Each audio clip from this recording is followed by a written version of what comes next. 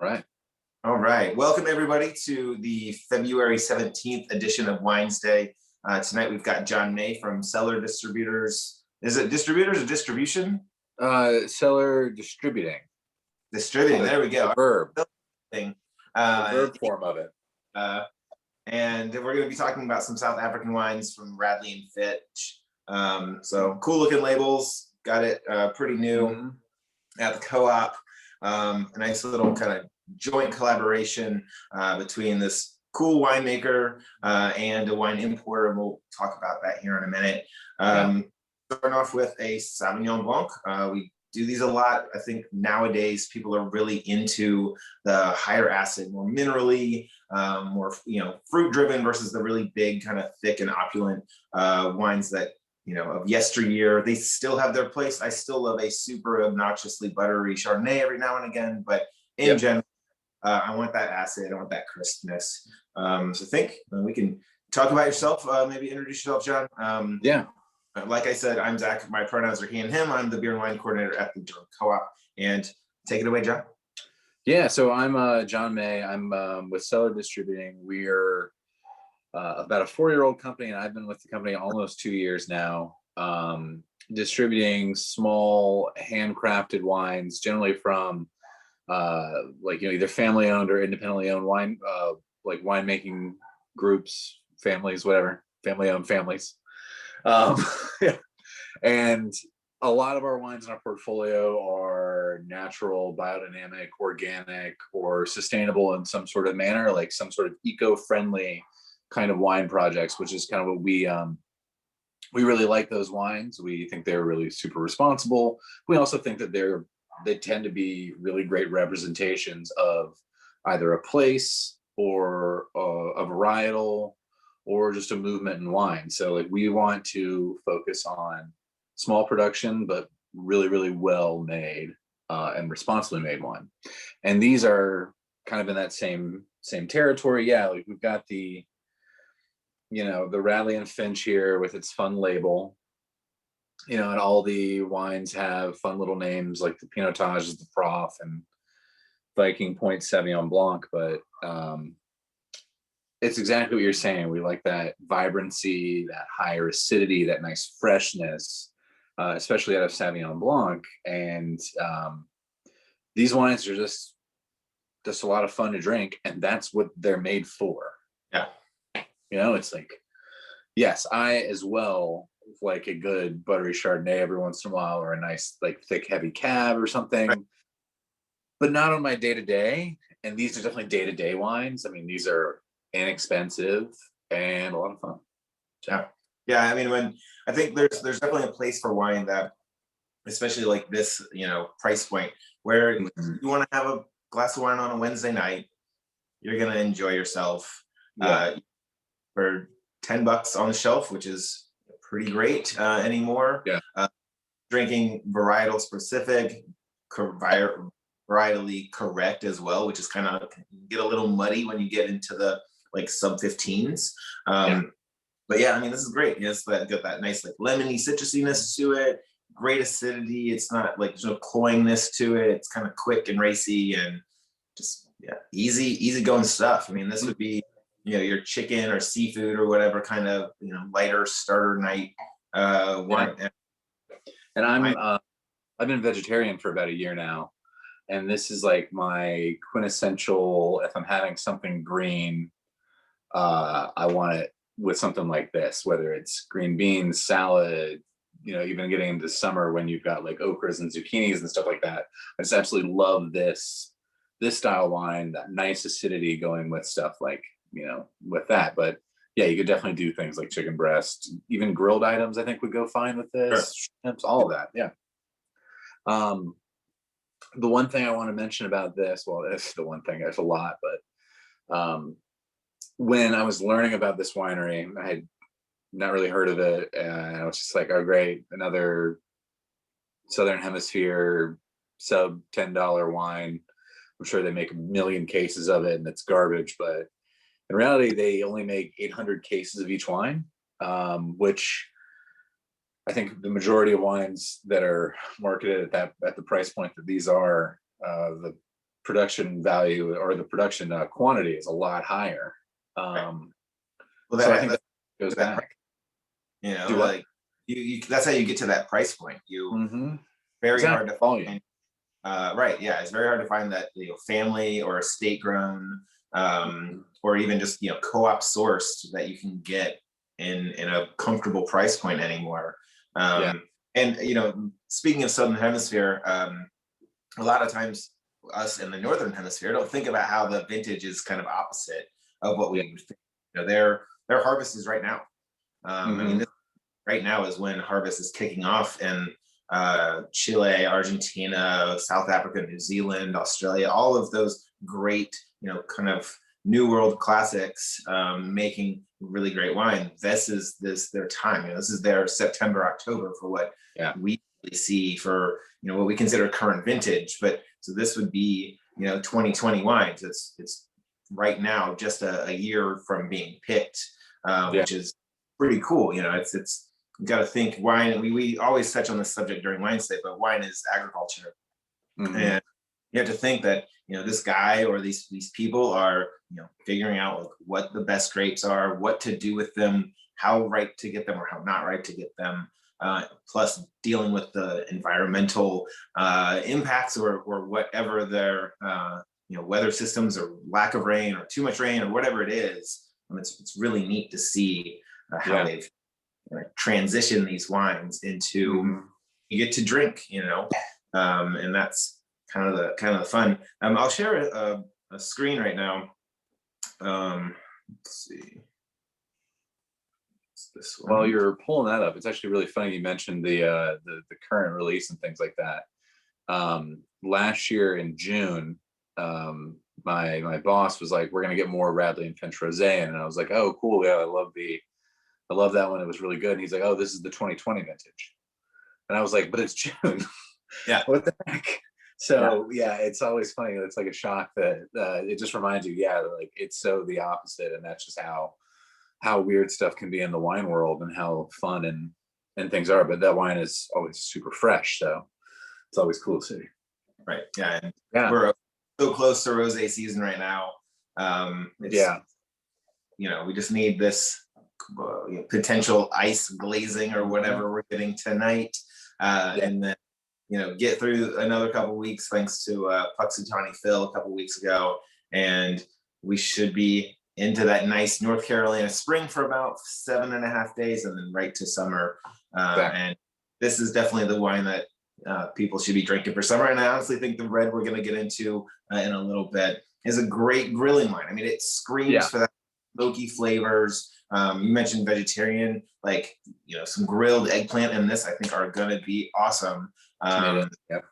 Anything that has like richness to it. But so here's a map of South Africa where the wines are grown, and I believe that I've seen like Elgin mentioned when I was doing some research. Do you know exactly if there's a certain like vineyard area that these guys are coming from, or if there's some points of note in the South African wine regions that you'd like to touch on?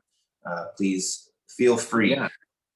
So Thinis Kruger is the winemaker on this, and it's a collaboration with him and Pascal Schlitt. He's the importer, and he's just kind of like a champion of South African wine. And what he wanted to do is create a wine label of just really fun, lower priced wines, everyday accessible wines. And how they've done that is Pascal represents about 15 to 20 wineries, and only a few winemakers in that. I believe it's like 8 to 10 different winemakers. So, not a lot. And he considers them all good friends. So he works with them to kind of, get a little bit of their fruit. The majority of it is like right there where it's pointing is where the majority of where Thinis gets everything up there, right above in Swartland. And then he does pull a little bit there from Stellenbosch as well. So, but I mean, there's a lot of elevation kind of change pretty quickly. So when he's pulling that stuff up there from in the Swartland, I mean, it's going anywhere from 200 to up to 1,000 feet above sea level, which I really love higher elevation wines because it doesn't let the grape get super duper ripe, doesn't let it get too opulent and rich. And I always find those wines have this great little like acidity, and if the growing season is really good, some nice minerality to it, which this wine definitely has, which I appreciate the heck out of because it makes it just so fresh and easy to drink. Yeah. So yeah, it's mostly just grown just right there in the Swartland, and it's all friends, all sustainably grown wine, and just kind of practicing organic, but not certified and organic, just because of costs and the fact that in South Africa, sustainability is the key. Right. I mean, almost all of the South African wine I sell has that certified sustainable. I don't know if this one. That's a new label. Like a new source. Like, yeah. It usually has that one with the little leaves. Yeah, exactly. So, like this label here, that is basically saying that like the winemakers are taking responsibility, or the wine growers are taking responsibility and making sure that you can continue to grow wine, or grow grapes for wine production. Because if you destroy your soil, it's not going to help you out. And 5 years from now, when you still trying to make wine, if you're successful, which this guy, Finnis is definitely successful. He's got his like main project is called From. It's really cool stuff. Hopefully, John's team is going to be able to kind of get that to North Carolina at some point in the near future. I'd love to see it. Yeah. We'll see. That's again, kind of the cool thing of the wine world is we get to taste and travel, by the glass. Another thing we kind of touch on all the time. And if you have winemakers who are really passionate about showing off, basically their backyard, that's what that's kind of the wine that we like to drink, and we like to talk about why we do these wines. So. Yeah, exactly. And when we get into the next wine, especially, that one's going to be just like, oh, hey, that's right. South Africa right there for you. Yeah, you have the honor of presenting our first Pinotage on Wines Day, so we can talk about that. So this is the winemaker. This is Finnis, and that is Pascal. Those are the guys who are making the wine. Pretty serious looking dudes, but obviously a lot of passion. I love this little. That's on the back of the Pinotage, where it's like. This is their philosophy. Like literally, they want you to open the bottle. They want you to enjoy it. They don't want you to necessarily think too much about it. You can obviously get into these wines. You can stare at them and kind of think of the flavor profiles like John and I have talked about, but they're meant for like, unscrewing and pouring into a glass and, socially distancing from your friends or meeting on them with Zoom or whatever you've been doing, and just enjoy and be relaxed about it. And that's the fun thing. That's what a lot of the wines that we sell at the co-op try to hit that mark, especially in this range where it's like you don't have to think, you can just open it up, enjoy it. And then if you want to ponder, some great thoughts about what you're tasting, then feel free. Like they definitely still have something going on. These are not boring wines in any respect. We just get really lucky sometimes with the things. Dealing with smaller distributors is another thing that really helps the co-op. I mean, the fact that 800 cases of these were produced, that's a speck in the bucket compared to a lot of the other wine out there. And that's, part of the whole thing. It's like make really good stuff, sell really good stuff, drink really good stuff. Yeah. I was actually on a tasting with somebody else another Zoom tasting a few months ago, and they were talking about the wine, and they were like, yeah, it's really limited production. They only make, about 25,000 cases of this. And I was like, I don't think I have a winery that I represent that even makes 25,000 cases of wine total of every. Right. So like, I love that. Yeah. Like what you're saying, like, we represent super, super small, really handcrafted wines. And I love the fact that when there's 800 cases of wine made, even if it's going to be like a $10 wine, there's still a lot of thought and craft put into it, because when you're doing it that small of a volume, you got to make sure it's great. Right. Right. Because you can't just chuck it and sell it and not worry about it. So you can, but not with this is not the kind of wine that is, like this is right. That's why it's on the shelves of the co-op is got great winemaking behind it. It's got high quality fruit. They actually care about the environment and putting out a great product. Somebody like Pascal wouldn't put his name on something or do a joint venture with someone that he didn't believe in. That's working with importers that really value what they put their name on can really help. And it also can help just in the future. If you're in the co-op, you look at the back of a bottle and you can, see imported by Pascal Schlitz selections, that there's a lot of thought and a lot of care that went in to even bringing the bottle into the States, let alone, why it's here. My cat is attacking me currently, so excuse me for a second. No worries. Pulled up a couple of notes on the Sauvignon Blanc, just as far as like on the technical side. I'm not going to get too super deep into it or get too technical, I guess would be the word. But it tends to be really dry, not a lot of rainfall. And that was especially true in this vintage, which I think is one of the reasons why this is so aromatic and has that great minerality and acidity and all those great, kind of grassy notes. What I really think differentiates this from other like Southern Hemisphere Sauvignon Blanc, doesn't have that straight up grapefruit kind of situation that you get a lot of New Zealand or the jalapeno or cilantro type situation that you get, which is pretty off-putting. But the fact that this was drier climate, higher elevation, earlier pick in the growing cycle, just a lot of fun to drink. All stainless steel,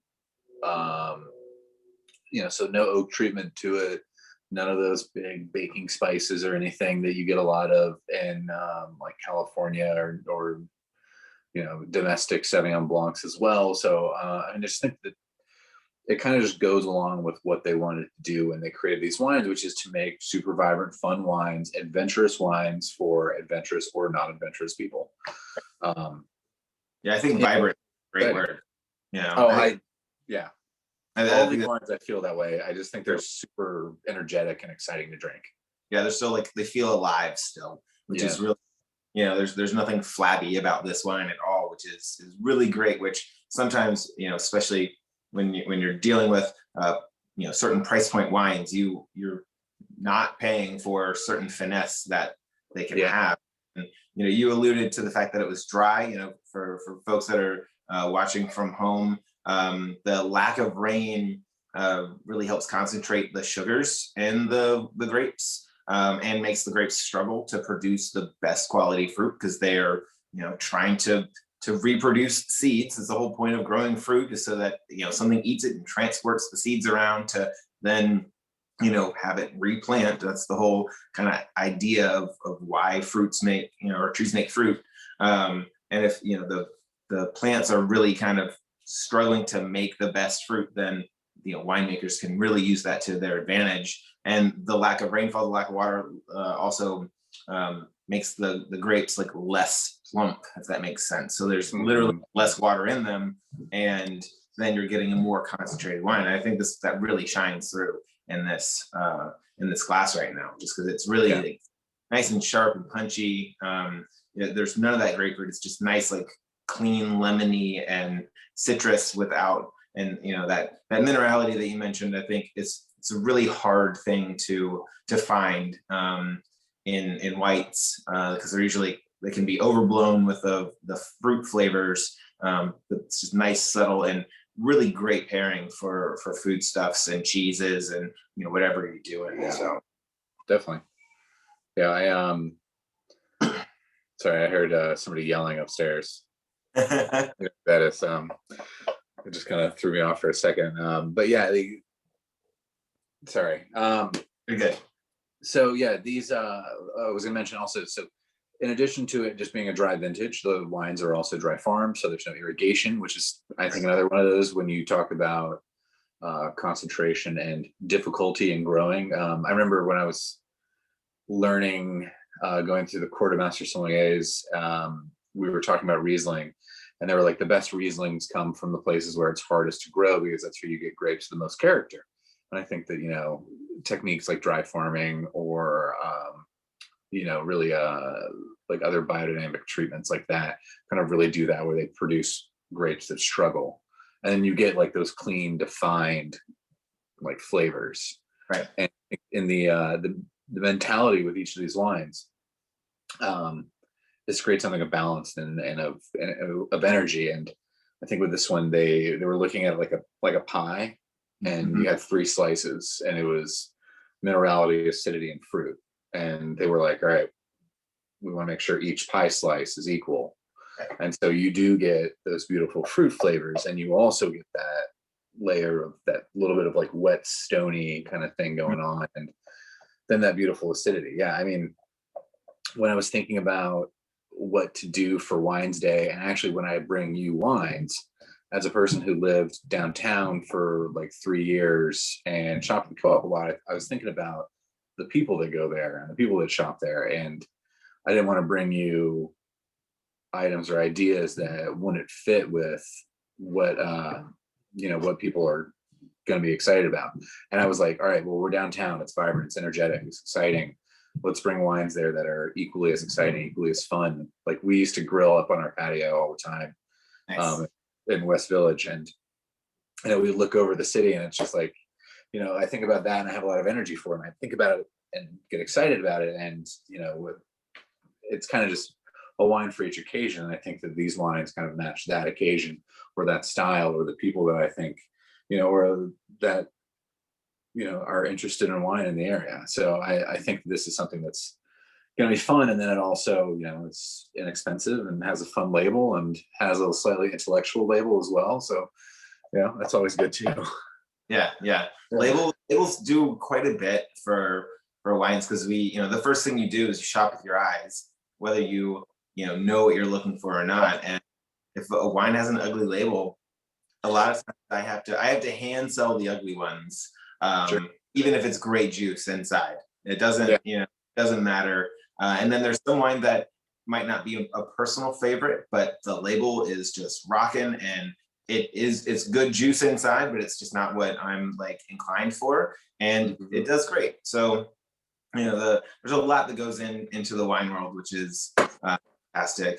That's what makes it fun. That's why we do Wines Days, get to talk with the people I work directly with, and kind of let you get to kind of show what you're about to customers of the co-op, or people who are joining virtually from wherever they are. They can hopefully learn a little bit about wine, drink a little of wine that they might not be super comfortable with or familiar with. And I think that actually is a good segue into our second wine, which is a Pinotage. So we've talked about Pinotage before on Wines Day, and just like a little bit of a blip, but this is the first one that we're actually gonna put our lips on.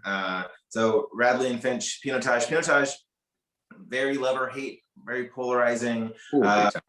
A lot of people at the co-op, I think I have 3 of them, and it started off in the early 1900s, like 1916 or 1925, I was reading, and at the Stellenbosch University, as a cross between Pinot Noir and a grape that they called Hermitage, which was actually Cinsault. Cinsault being from the south of France, the big blending grape, you rarely see it as a single varietal, kind of like Petit Verdot. You see a lot of it in blends. You don't really see a lot of it just in a bottle by itself. And the South Africans at the time called it Hermitage because they thought that it was from Southern Rhone, and there's a little area in Southern Rhone called Hermitage, and they're like, okay, this is Hermitage grape, which not the case. I would love it if it was, because that would be so much more economical for me to buy. 100%. Buy it Hermitage. I wish I could buy a $10 Yeah, Valentine. That would be my daily drinker, I think, actually. absolutely. They cross the Cinsault, they cross the Pinot Noir, kind of like I guess forced hybridization versus just kind of how other grapes have kind of become, and you get what doesn't look like anything like Pinot Noir or Cinsault, in my opinion. And No. it's pretty cool stuff. Like, Yeah. we'll give it a swirl and taste it. But if you have anything to kind of add to that, Yeah. Well, so I mean, just when you think about crossing of varietals and creating a new varietal, to me, I'm a little bit off put about it, but like it happens all the time, especially in like UC Davis and stuff like that, or even just it happens just in the wild anyway. Like, never forget that Cabernet Sauvignon is Cabernet Franc and Sauvignon Blanc spliced. So it happens, and in the instance they took Pinot, which everybody loves, and Cinsault, which nobody knows anything about, except it appears in blending, and it's either super big and bold like Petit Verdot, or it's your favorite natural winemaker's favorite wine, and it's basically rosé. So, but what they created, was like something completely different, and you're right, it's super off-putting. It can be like a lot of times people will just see Pinotage, get in their glass, and just go, oh, burnt tires. Right. It smells and tastes like rubber, and it's like, okay, that sucks. But not in a volatile acidity way. It's that's the profile that it has, and it's love or hate. But then that's what winemaking does. That's what oak treatment does. That's what the science behind wine. That even in the naturally produced wines, there's still technique and there's still finesse that goes into these things. And I think they've done a pretty awesome job with this. I mean, well, it's not. I mean, it's kind of dissimilar from the other wines in the Radley and Finch portfolio. Like they do the rosé of Cinsault, just because it makes a lot of sense to do that in South Africa, and then they make a Sauvignon Blanc, a Chenin Blanc, and Chenin Blanc is one of the big varietals down there as well, and everybody knows it, and a lot of people really love it. And then they have a Cabernet Sauvignon, and then they were like, well, we make this Shiraz and all that stuff, and we need something that kind of represents who South Africa is as a winemaking culture, and it kind of works as a introduction to Pinotage, because once again, it's inexpensive, it's vibrant and exciting, but it also still has all the signifying qualities of Pinotage, which is kind of weird. I mean, like, it's even on the back of this, punchy oak, purple, fine fruits, lifted, all that, which is funny. It says punchy oak because that's just kind of the profile that Pinotage gives you. This wine has no oak to it. It's all stainless steel. Yeah. But that's just what it gets you, like those brambly, earthy. Yeah, that nice, like it says fine, but the tannins are fine in the fact that they are kind of here and gone. They're a little on the quick side, but it definitely has, I would say, even like that, heavy medium side of tannin, where it kind of really gets in the in your gums almost, and your tongue. Your tongue kind of sticks to the roof of your mouth a little bit, but then it kind of dissipates. Which is, again, I think when you mentioned earlier, this is spot on for grilled stuff. That smoky, that spice that you just mentioned, like it's got some character and some zip to it. And even with like a pepperoni pizza, I think this would be pretty awesome. Kind of replace those Sangiovese heavy blends that we're seeing that most people are going for with pizza right now, or this kind of easygoing grenaches. This, I think, would be pretty awesome. That tannin would really help kind of fight against the rich kind of fattiness of your deep dish, whatever you're getting anymore. Where if you've taken up some kind of baking or cooking project over the last year, this is definitely that kind of time to shine for those homemade pizzas or breads or whatever you've got going on. And it's got that like nice kind of smokiness to it. It's got at least like a hint of funk, but in a really good way. Which I find South African reds in general, for me, have a little bit of that kind of barnyardy or like earthy character. And it's it's never been in an off-putting kind of way. Definitely wants me to have like either some meat or some like stinky cheese or something with a little more character to kind of stand up to it, versus just easy sipper. But I don't know.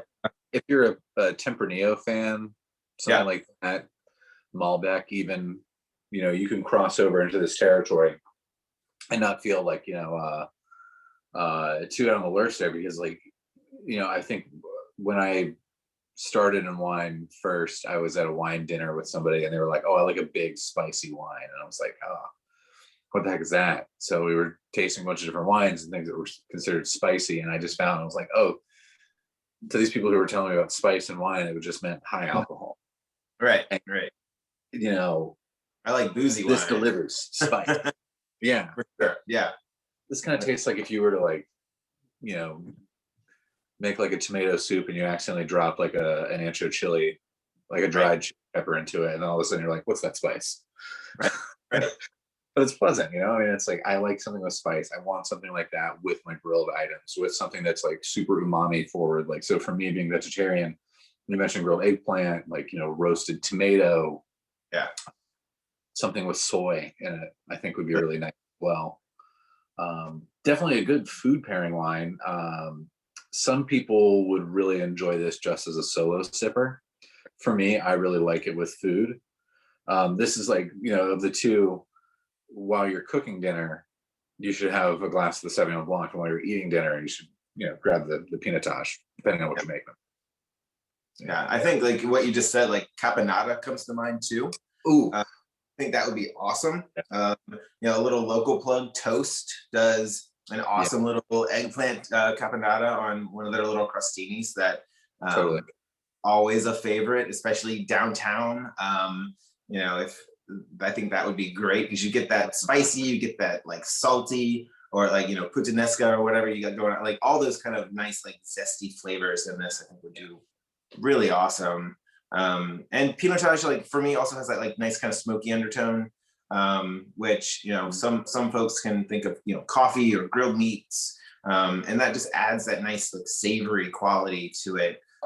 Really, makes it really food friendly. You mentioned umami flavors, like mushroom burger or shiitake or some kind of stir fry, or maybe not too spicy, like Pacific Island or Thai kind of stuff. I think this would still lend itself pretty well. You got to be careful with spice and tannin sometimes, because it can really kind of open, your tongue's already kind of bound to those tannin proteins or whatnot, and really can kind of light you up a little bit. But depends on what your pain threshold is, or whatever you like.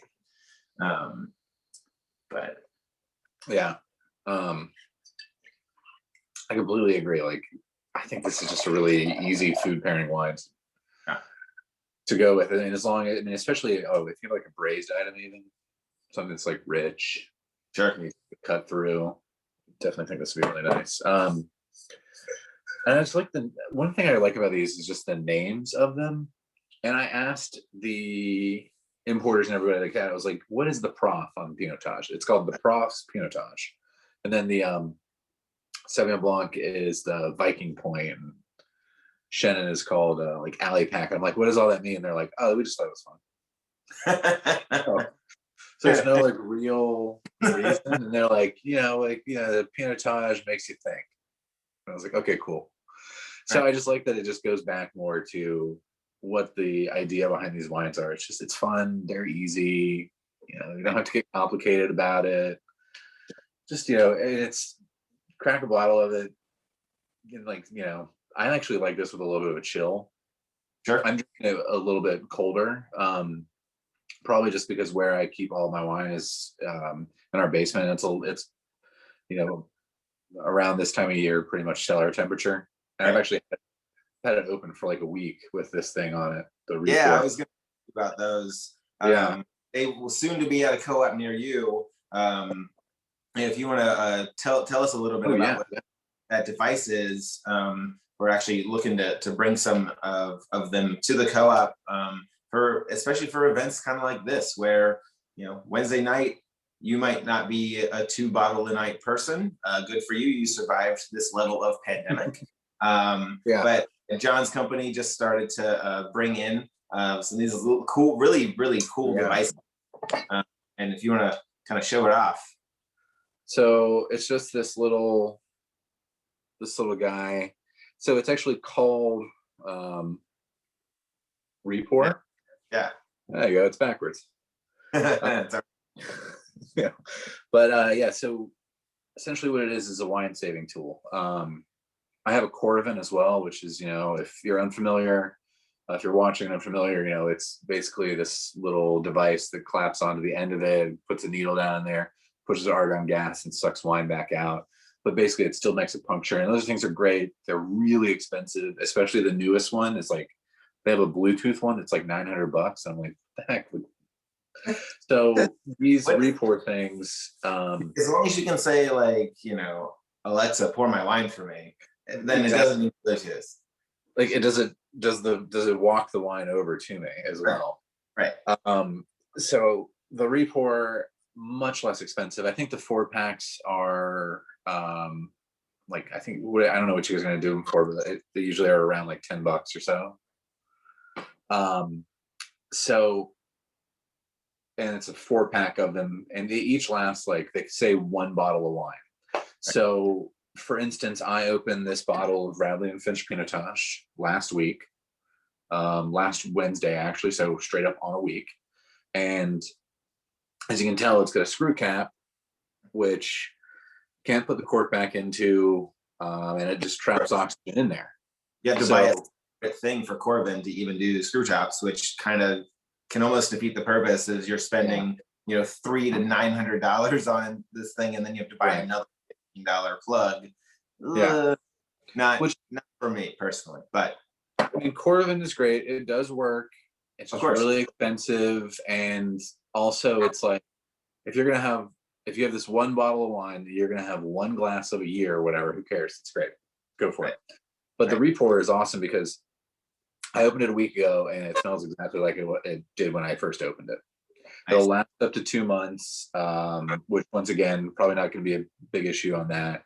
But if you, on a Tuesday, go to the co-op, you buy a bottle of Radley and Finch Pinotage, and you grab the Report. Tuesday night, you go home, you're making dinner, you have a glass of it, and you're like, I'm good for wine on the night.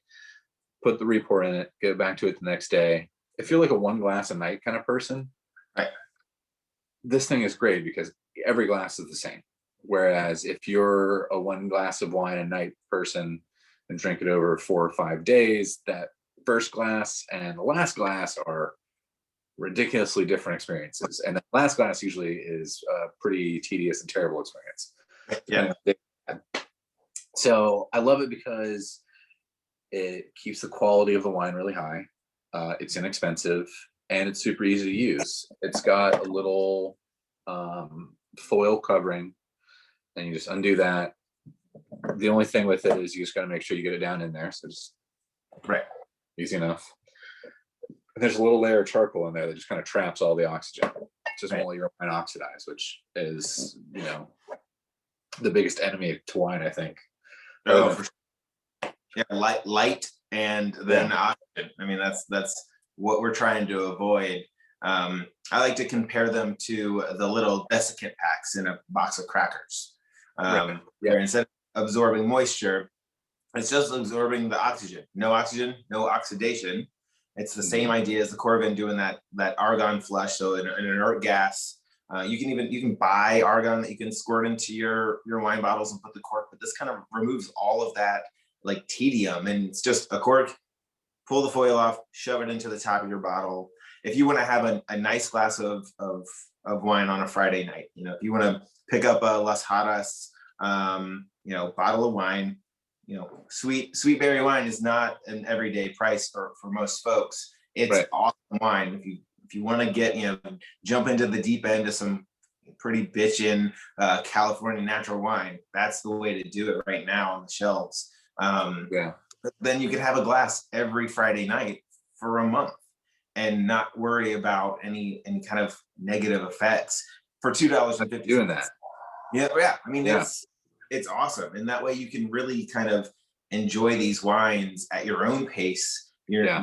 You don't have to worry about really, kind of trudging through or having that second glass, and then, life happens and you don't get to a wine and then it's turned to vinegar, or it's developed some funky flavors, or it picked up, the bacon grease in your kitchen, or, whatever it is. It's really kind of eliminating all of those things. So I'm really excited to bring them in. I think they're going to be just extremely handy for folks that, drink some really cool wine, but want to do it in a more responsible way, or also get a little more longevity, where you can drink, Radley and Finch on a Tuesday or Wednesday and not think about it, where, something that you're kind of putting a little more time and effort into, you can really get your money's worth, which is the whole idea, and really can, get that experience more than one or two times.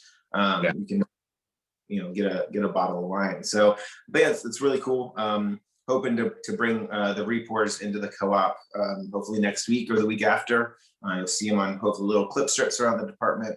And a new cool thing, new technology, Anything that just helps like enjoying wine become easier.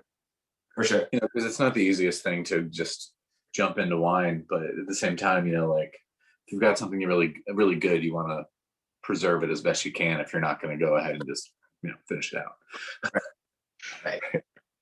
Or the other thing, if you want a bottle of red and your partner wants a bottle of white or rosé, you can open 2 bottles and you still have the ability to continue to drink those over the course of, you said 2 months, which is pretty amazing if you can make 1 bottle of wine last you 2 months. But you still get that longevity, and there's not a lot of commitment compared to, a $300 Coravin that you then have to buy $20 argon capsules for, or, all the other little kind of hidden costs. I owned one for a few months and used it once or twice, and it just wasn't worth the effort, where, putting a cork in the top of a bottle, I think I can handle that. So we'll see. It depends. If we're drinking both of these bottles of Radley and Finch Schneider, just one, it kind of depends on the cork putting ability. But I think in general is a really, really cool invention. I think it's great that you guys were able to discover this and bring it to the co-op. So something to look for. It's definitely really exciting. Like I was a little unsure of it. So I've been testing it out on a bottle of Barolo that I've since concluded the experiment. But I would take 2 ounces every Sunday. Oh, wow. Taste it, just go back over my notes, make sure everything kind of checked out. And, over that course of the 2 months, it worked. And I was super surprised, because when I was doing it with the Barolo too, I was like, if something's off, it's going to be really obvious. Oh, yeah. So, it was a good experiment, and I'm super happy that we have them, because they really work. Cool. Yeah. Awesome. So that's Radley and Finch and Report. Cool. Yeah. Great. Yeah. So other wines that John brings into the co-op. We've got some really cool French natural wines that we brought in. You might have seen the Gorilla or the Rainbow, or the kind of Western themed Carignan that we got, as well as all of the Las Jarras wines, which are, again, if you're looking to get into natural stuff, Cellar really has a great book on that, and some of the really, cool, accessible wines. Like, it's not just a whole bunch of funk for no good reason. It's, you're getting wines with an idea behind what's in the bottle, and usually an ethos as well that goes hand in that. So really cool. AC Lab Zen up on the shelf is always a lot of fun. Yeah. Do you guys have any more of the Arc de Ciel with the rainbow? I do. I've got Arc de Ciel. I've got all 3 of those still. Yeah. I have 1 bottle of the Oregon Las Jarras left. Oh, cool. There tomorrow, then it won't be, because I plan on purchasing it.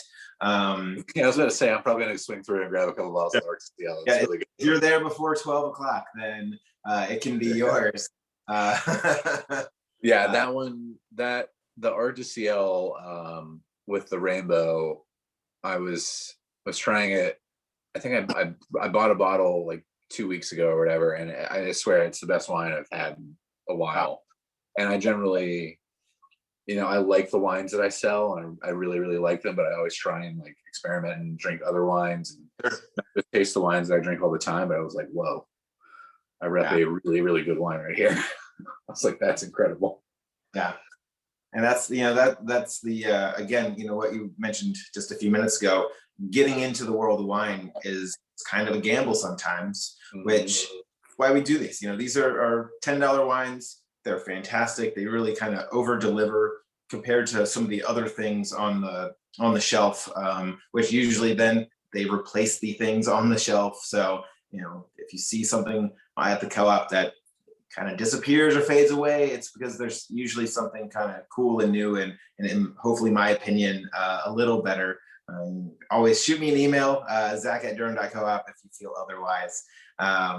And we can still help you out. But cool. Yeah, we've got some cool stuff. Thank you, John, for joining us. Yeah. Thank you for having me. This is great.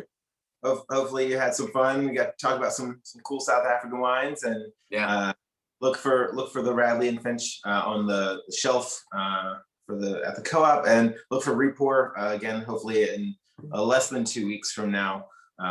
Me and John are gonna exchange some emails here in the near future. And thanks. The next Wednesday will be March 30th. I am taking a little bit of a hiatus and taking a mini vacation for a little bit, and getting out. But please feel free to join us. All of the Wednesdays have been recorded at your viewing pleasure. So if you want to have a nice educational Friday night with a couple bottles of wine, please feel free. And if you have any questions, please email me again, zach@durham.coop. And that's what we're here to do. Thank you very much, John, for joining. Thanks for having me. Had a bunch of fun, and we will see everybody next Wednesday. Yes, indeed. Thank you. Thanks, man.